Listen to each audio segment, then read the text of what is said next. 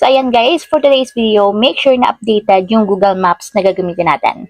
So, ayan guys, i-open na natin yung ating Google Maps. And dito guys, mag-search lang kayo ng location or lugar kung saan nyo gustong makita yung mga throwback dates or photos dito sa Google Maps. So, for example guys, is mag-open ako ng isang location. And ayan guys, i-view lang natin yung photo.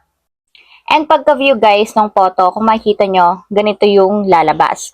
So, pwede nyo siyang i-move. Pinutin nyo lang yung arrow button para gumalaw siya. So, ayan. Para makita nyo kung saan nyo specific gustong makita yung isang lugar. And then, after nyan guys, kung mapapansin nyo, dito sa mithang baba, may makikita kayo dyan na a year ago.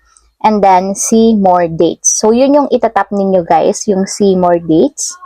And then, automatic, pagkatap niyan guys, lalabas na dito yung mga taon or year kung kailan nakunan yung location na yon. So, ito yung mga throwback or dating nakunan ni Google Maps. So, ito guys is nakunan nung April 2024. So, itong isa is nakunan nung May 2023. So, itong isa is June 2022,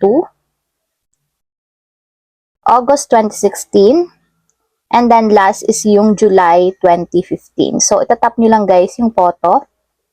And makikita nyo guys yung itsura niya nung July 2015. So, ganito yung itsura nung view sa Google Maps.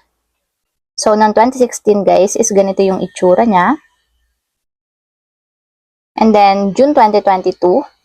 So, tap nyo lang guys yung year or date kung kailan nyo gustong makita yung location na yon.